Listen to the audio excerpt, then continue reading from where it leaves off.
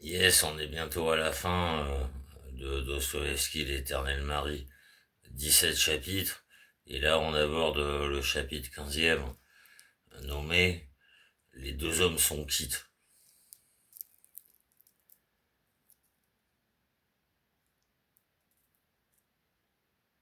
Vous avez vu, n'est-ce pas, vous avez vu, fit Pavel Pavlovitch, qui bondit vers Velchaninov, sitôt que le jeune homme fut sorti.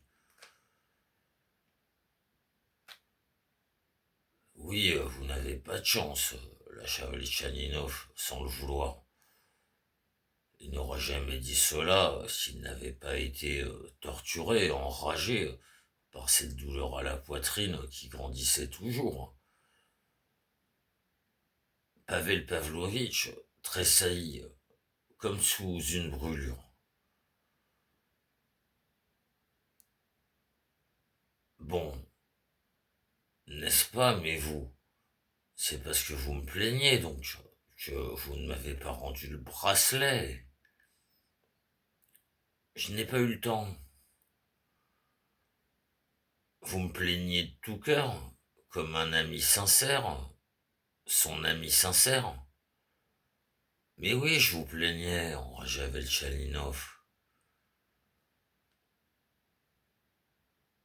Il lui, il lui conta, il lui conta pourtant en bref comment tout à l'heure le bracelet lui avait été rendu par Nadejda Fedosievna et comment elle l'avait presque contraint de force à être partie prenante. Vous comprenez, je ne l'aurais pris pour rien au monde. Tout va déjà si mal sans ça.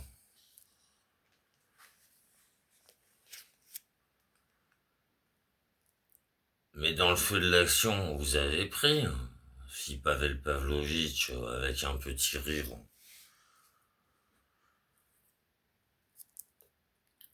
C'est bête de votre part, mais il faut vous excuser. Vous venez bien de voir que ce n'est pas moi le plus important ici, mais les autres. Quand même, le feu de l'action. Pavel Pavlovitch se rassit et se versa un verre.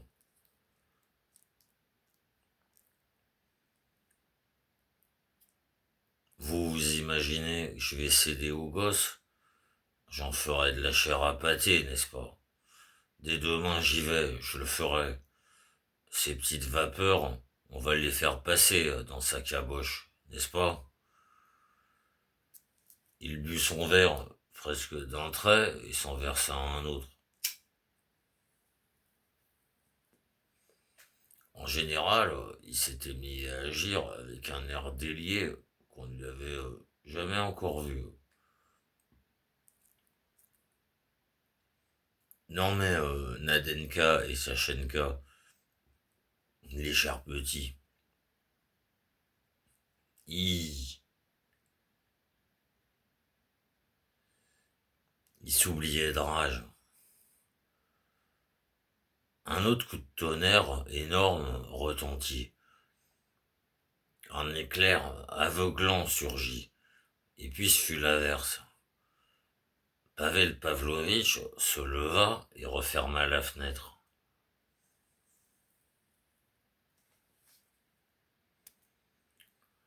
Tout à l'heure, il vous demande, vous n'avez pas peur du tonnerre? Velchaninov a peur du tonnerre. Kobilnikov, comment c'était? Kobilnikov. Et les 50 ans, hein? Vous vous souvenez, n'est-ce pas? Ricanait Pavel Pavlovitch.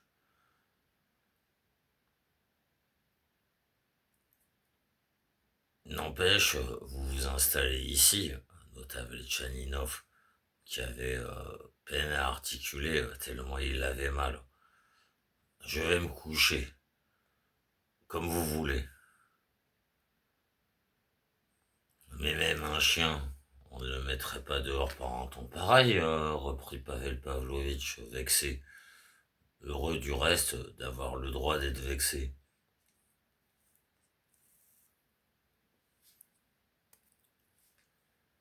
Mais oui, restez, buvez, passez la nuit ici si vous voulez, marmonna Velchaninov, qui s'étendit sur le divan et se mit à gémir faiblement. Passez la nuit. Et vous, vous n'aurez pas peur, n'est-ce pas? De quoi? Fit Velchaninov, redressant brusquement la tête. De rien, n'est-ce pas? Comme ça.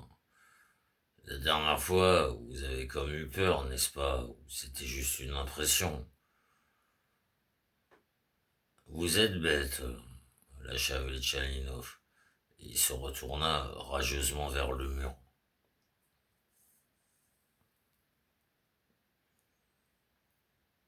Ce n'est rien, n'est-ce pas? Répliqua Pavel Pavlovitch.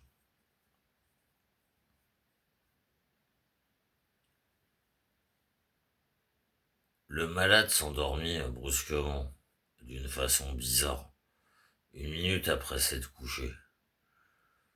Toute la tension contre nature de cette journée, sans parler de sa santé déjà fortement ébranlée ces derniers temps, ce fut comme si tout brusquement se rompait.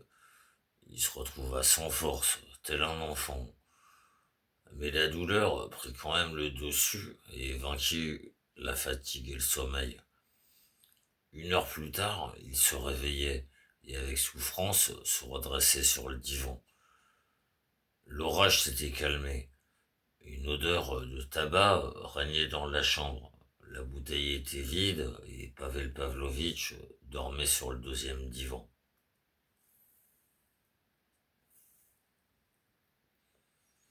Il était étalé de tout son long, la tête sur le coussin. La tête sur le coussin du divan, avec tous ses habits, en chaussures. Son lorgnon avait glissé de sa poche et pendait à son cordon presque jusqu'au plancher. Le chapeau traînait tout près, par terre. Velchaninov le regarda d'un air sombre et ne voulut pas le réveiller. En arpentant la chambre, recroquevillé, parce qu'il n'avait pas la force de rester allongé, il gémissait, il pensait à sa douleur.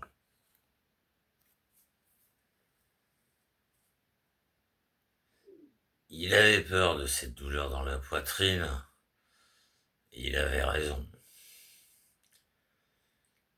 Ces crises avaient commencé, voilà, déjà longtemps, mais elles lui arrivaient très rarement, 1 fois par an ou bien tous les 2 ans.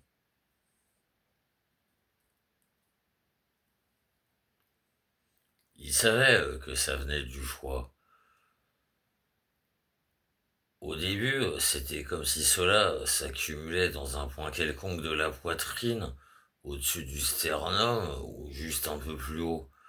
Une sorte d'oppression obtuse, pas forte, mais énervante. Montant pendant parfois 10 heures de suite, la douleur atteignait finalement une telle force, l'oppression devenait à ce point insupportable que le malade commençait à entrevoir la mort.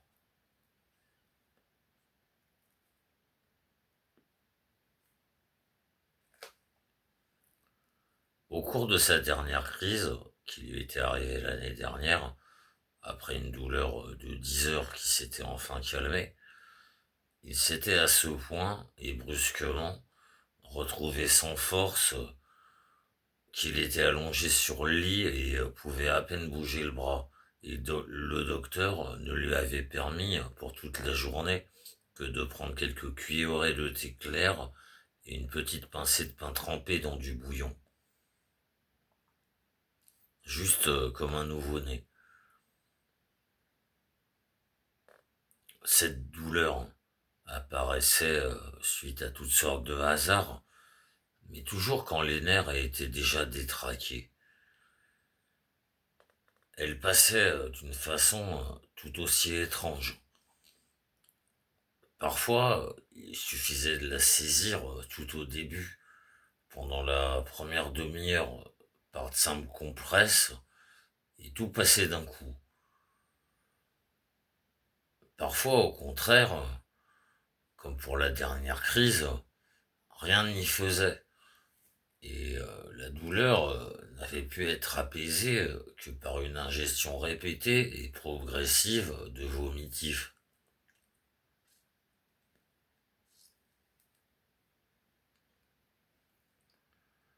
Le docteur avait avoué par la suite qu'il était sûr qu'il s'agissait d'un empoisonnement.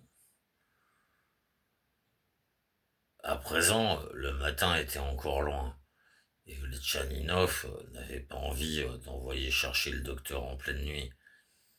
Et puis, les docteurs, il ne les aimait pas. Finalement, il n'y tint plus et se mit à gémir à haute voix. Les gémissements réveillèrent, les gémissements réveillèrent Pavel Pavlovitch. Celui-ci se redressa sur le divan, il resta assis un certain temps, écoutant, effrayé et éberlué, et suivant des yeux Veltchaninov qui en était presque à courir d'une pièce à l'autre.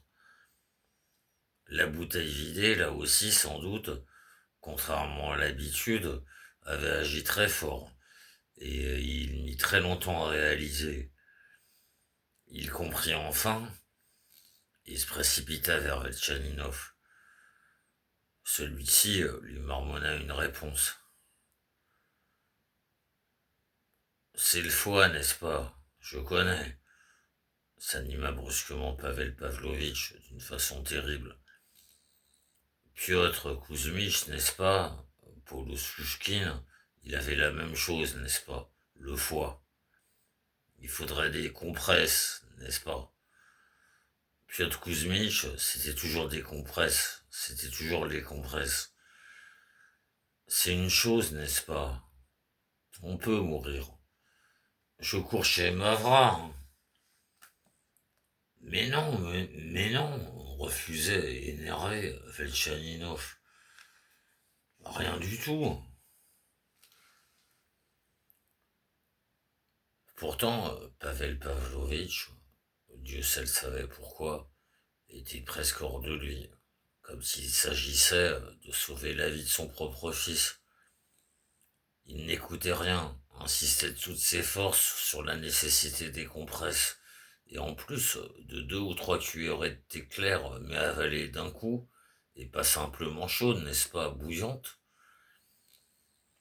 Il courut quand même chez Mavra, sans attendre d'y être autorisé, disposa avec elle dans la cuisine, qui était toujours vide, du feu, alluma le samovar. Pendant ce temps, il eut le temps de faire asseoir le malade, lui ôta ses habits, de dessus. Pendant ce temps, il eut le temps de faire asseoir le malade, lui ôta ses habits de dessus, l'emmitoufla dans une couverture, et en à peine une vingtaine de minutes, il eut le temps de préparer le thé et la première compresse. C'est des assiettes chaudes, brûlantes, n'est-ce pas? Disait-il, presque exalté, tout en posant sur la poitrine malade de Veltchaninov une assiette chauffée enveloppée dans une serviette. Il n'y a pas d'autre compresse. On mettrait du temps à en trouver, n'est-ce pas? Et les assiettes, je vous jure, n'est-ce pas? Sur l'honneur même. C'est ce qui sera le mieux. Ça a marché sur Piotr Kuzmich, n'est-ce pas? Avec mes propres yeux, n'est-ce pas? Mes propres mains. On peut mourir, n'est-ce pas? Buvez le thé, avalez. Pas grave si vous vous brûlez. La vie est plus précieuse que le dandysme.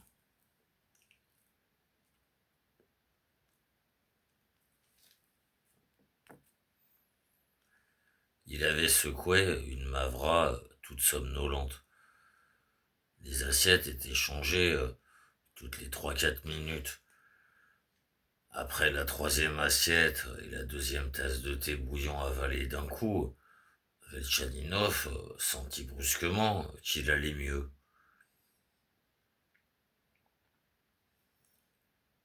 Ah, si la douleur a chancelé, alors, Dieu soit loué, n'est-ce pas? C'est bon signe, s'écria Pavel Pavlovitch. Il courut tout joyeux chercher une nouvelle assiette et une autre tasse de thé. Pourvu seulement qu'on casse la douleur. La douleur seulement qu'il faut retourner, répétait-il à chaque instant. Après une demi-heure, la douleur avait vraiment faibli, mais le malade était si épuisé qu'en dépit de toutes les suppliques de Pavel Pavlovitch, il refusa de supporter une dernière petite assiette. Ses yeux se fermaient de faiblesse. Dormir, dormir, répétait-il d'une voix faible. Bien sûr, accorda Pavel Pavlovitch. Vous, couchez-vous, quelle heure? Bientôt 2 heures moins le quart, n'est-ce pas? Vous, couchez-vous. Quelle heure? Bientôt 2 heures moins le quart, n'est-ce pas? Couchez-vous. Je me couche. Une minute plus tard, le malade appelait à nouveau Pavel Pavlovitch. Vous, marmonna-t-il quand l'autre lui accourut et qu'il se fut penché au-dessus de lui, et qu'il se fut pensé au-dessus de lui, vous êtes meilleur que moi. Je comprends tout, merci.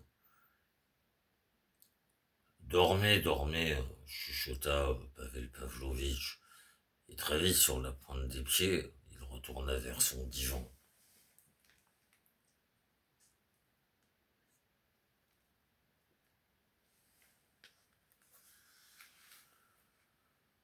Le malade en s'entend, le malade, le malade, en s'endormant, en s'endormant, entendait encore Pavel Pavlovitch qui tout doucement faisait son lit à la hâte, se déshabillait, et enfin, après avoir soufflé les bougies, osant à peine respirer pour ne pas faire de bruit, s'étendait sur le divan.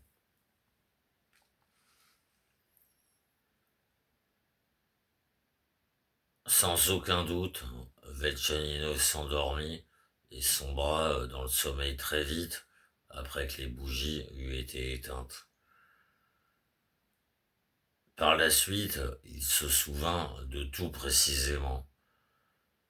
Mais tout le temps que dura son sommeil, jusqu'à la minute où il se réveilla, il vit en rêve qu'il ne dormait pas et que c'était comme s'il ne pouvait pas s'endormir, malgré toute sa faiblesse. Il rêva enfin que c'était comme si son délire commençait pour de vrai. Il n'arrivait plus à disperser les visions qui s'amassaient à côté de lui, malgré la pleine conscience qu'il avait de ce que ce n'était qu'un délire et non pas la réalité.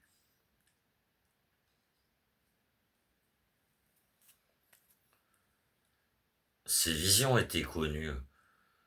La chambre était comme emplie de gens, et la portée de l'entrée restait ouverte.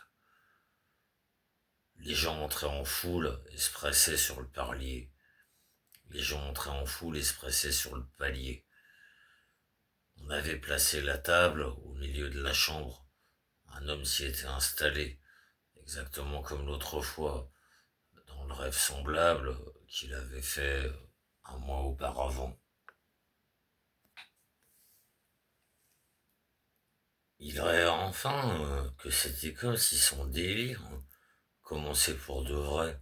Il n'arrivait plus à disperser les visions qui s'amassaient à côté de lui, malgré la pleine conscience qu'il avait de ce que ce n'était qu'un délire et non pas la réalité. Ces visions étaient connues. La chambre était comme emplie de gens, et la porte de l'entrée restait ouverte. Les gens entraient en foule et se pressaient sur le palier. On avait placé la table au milieu de la chambre. Un homme s'y était installé, exactement comme l'autre fois, dans le rêve semblable qu'il avait fait un mois auparavant. Comme l'autre fois, cet homme était assis à la table, accoudé, il refusait de parler. Mais à présent, il portait un chapeau rond garni d'un crêpe. Comment? L'autre fois aussi, c'était Pavel Pavlovitch, se demanda Velchaninov, mais en regardant le visage de cet homme qui se taisait, il se convainquit que c'était quelqu'un de tout autre. Pourquoi est-ce qu'il porte un crêpe alors? S'étonnait Velchaninov. Le bruit, les murmures, les cris des gens qui s'amassaient devant la table étaient monstrueux. Il semblait que ces gens voulaient encore plus à Velchaninov que l'autre fois dans le rêve précédent. Ils lui faisaient des gestes menaçants, ils lui criaient des choses de toute leur force. Mais ce qu'ils lui criaient précisément, cela, il n'arrivait pas du tout à le comprendre. Mais c'est un délire, je le sais bien, se sentait-il penser. Je sais que je n'ai pas pu m'endormir et que je viens de me lever à l'instant, parce que je ne pouvais pas rester couché avec cette angoisse.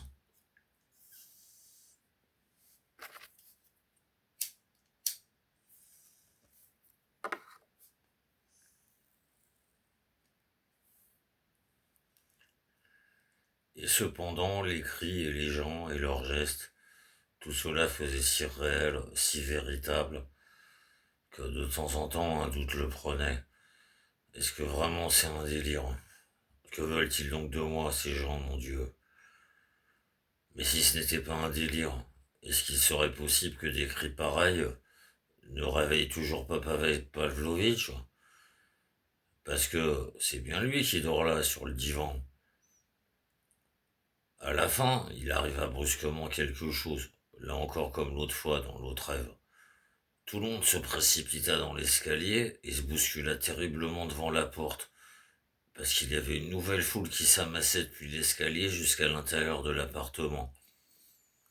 Ces gens, ils portaient quelque chose de grand et de lourd. On entendait l'écho pesant du pas des porteurs sur les marches des escaliers et des échanges précipités de voix qui haletaient. Tout le monde cria dans la chambre. Il l'apporte, il l'apporte. Tous les yeux se mirent à briller et se dirigèrent vers Velchaninov. Tous, menaçants, triomphants, lui désignaient l'escalier. Sans le moindre doute désormais que tout cela n'était pas un délire, mais bien la vérité, il se dressa sur la pointe des pieds pour regarder au plus vite par-dessus la tête des gens. Qu'est-ce que c'était donc ce qu'il portait? Son cœur battait, et brusquement, exactement comme l'autre fois dans l'autre rêve, on entendit 3 grands coups dans la clochette. Et là encore, ce tintement, il était tellement clair, tellement vrai, on l'aurait comme palpé, qu'à l'évidence, ce genre de tintement ne pouvait pas venir seulement en rêve. Il poussa un cri, et il se réveilla.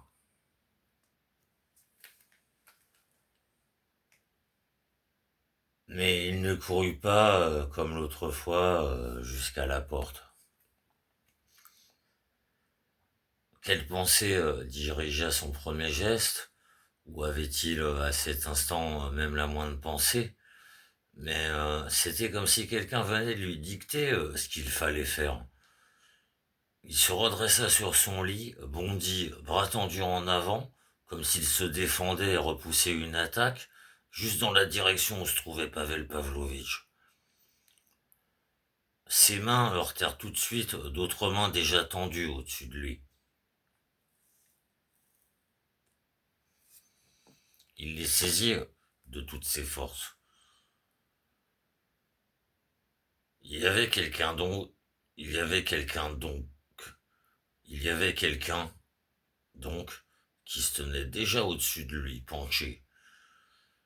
Les doubles rideaux étaient tirés, mais ils ne faisaient pas entièrement sombre, parce qu'un peu de lumière arrivait de l'autre pièce, où ces doubles rideaux n'avaient jamais été posés. Brusquement, quelque chose lui coupa, en lui infligeant une douleur terrible, la paume et les doigts de la main gauche. Il comprit en une seconde qu'il venait de saisir la lame d'un couteau ou d'un rasoir et qu'il l'avait serré très fort. À cet instant, quelque chose s'affaissa sur le sol, dans un bruit sec et lourd.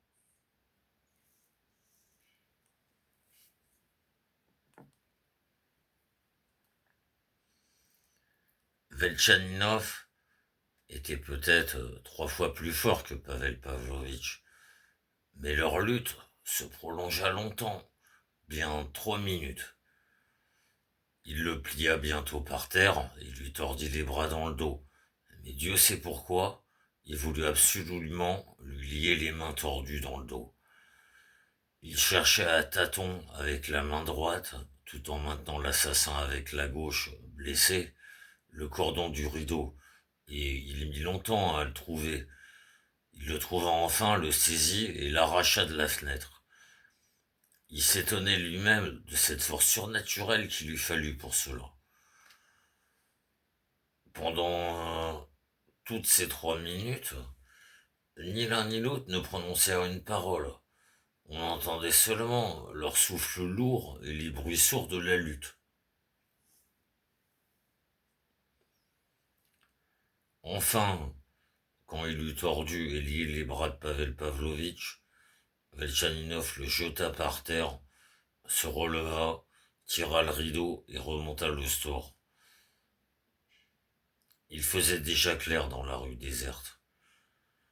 Il ouvrit la fenêtre, y resta quelques secondes, aspirant l'air profondément. Il était déjà 4 heures passées. Il referma la fenêtre, alla lentement vers l'armoire, en sortit une serviette propre, et la serra de ses forces autour de sa main gauche pour arrêter le sang qui s'écoulait. Un rasoir ouvert, jeté sur le tapis, se retrouva sous ses pieds. Il le ramassa, le rangea dans son coffret de rasage, oublié depuis le matin sur une petite table, tout à côté du divan sur lequel dormait Pavel Pavlovitch, et enferma la boîte à clés dans le bureau.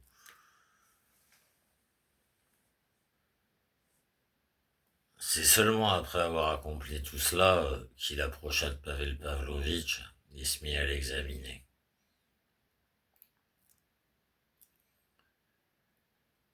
Pendant ce temps, ce dernier avait eu le temps de se relever, non sans effort, du tapis et à s'asseoir dans le fauteuil. Il n'était pas habillé, en simple linge, même pieds nus. Sa chemise sur le dos et les manches étaient mouillées de sang, mais ce sang n'était pas le sien, il venait de la main blessée de Velchaninov. Bien sûr, c'était Pavel Pavlovitch, mais à la première minute, on l'aurait à peine reconnu si on l'avait rencontré ainsi par hasard, tellement son air avait changé. Il était assis, se redressant maladroitement dans le fauteuil à cause de ses mains liées, le visage déformé, épuisé, presque vert, et de loin en loin, il tressaillait. Fixement, mais avec une sorte de regard sombre, qui ne semblait ne pas tout distinguer encore, il regarda Velchaninov.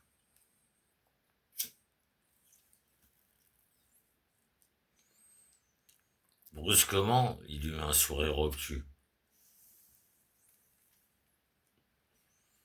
Et faisant un signe de tête vers la carafe sur la table, il marmonna.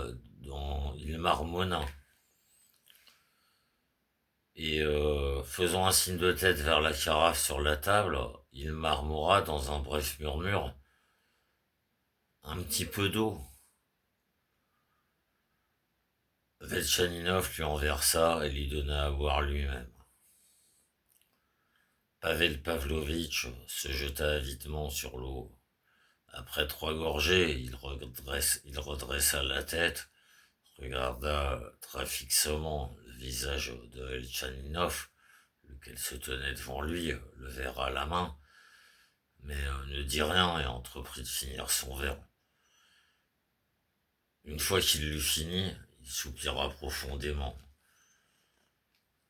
Velchaninov prit son oreiller, attrapa ses habits et partit vers l'autre pièce, non sans enfermer à clé Pavel Pavlovitch dans la première.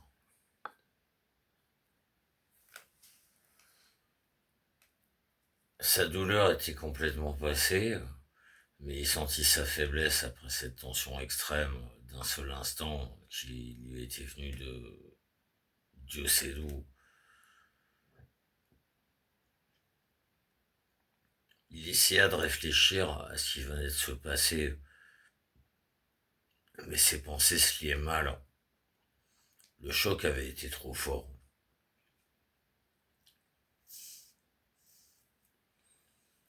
Tantôt ses yeux se fermaient, parfois même pendant une dizaine de minutes. Tantôt, brusquement, il tressaillait, se réveillait, se souvenait de tout, redressait cette main qui lui faisait mal et qu'il tenait roulée dans une serviette mouillée de sang, et avidement, fiévreusement, il se mettait à penser. Il ne conclut clairement qu'une seule chose. Que oui, Pavel Pavlovitch, que oui, Pavel Pavlovitch avait voulu l'égorger, mais que peut-être, un quart d'heure auparavant, il ne le savait pas lui-même qu'il l'égorgerait. Le coffret de rasage, peut-être, n'avait glissé sous son regard que la veille au soir, sans éveiller la moindre pensée, et qu'il était juste resté dans sa mémoire. Les rasoirs, eux, restaient toujours dans le bureau, enfermés à clé. Et c'était seulement la veille au matin que Velchaninov les avait sortis pour supprimer quelques poils superflus à côté des moustaches et des favoris, chose qu'il faisait de temps en temps.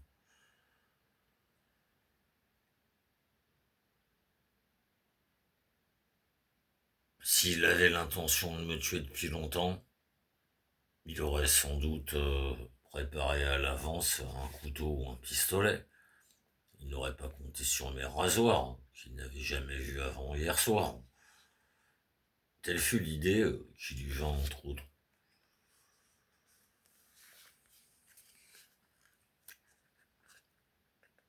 6 heures du matin sonnèrent enfin. Velchaninov reprit ses esprits, s'habilla et se rendit chez Pavel Pavlovitch. Ouvrant la porte, il n'arrivait pas à comprendre. Pourquoi donc avait-il enfermé Pavel Pavlovitch? Pourquoi ne l'avait-il pas tout de suite laissé sortir de chez lui? À son étonnement, le prisonnier était déjà habillé.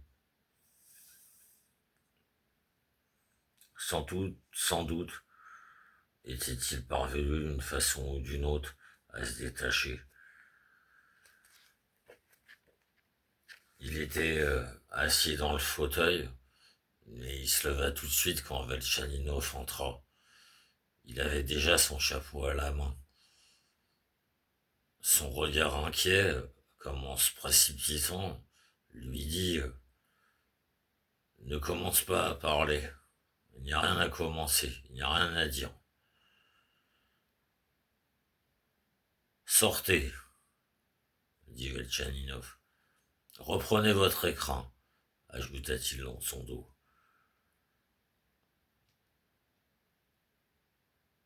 Pavel Pavlovitch, déjà devant la porte, revint sur ses pas, prit l'écrin sur la table, se le fourra dans la poche et sortit sur le palier. Velchaninov se tenait à la porte pour refermer derrière lui. Leurs regards se rencontrèrent une dernière fois. Pavel Pavlovitch s'arrêta brusquement une seconde. Les deux hommes se fixèrent un instant dans les yeux, comme s'ils hésitaient. Finalement, Velchaninov lui dit, avec un geste de lassitude, allez, sortez, lui dit-il à mille voix. Allez, pardon, allez, sortez, lui dit-il à mi-voix, et il referma la porte à clé.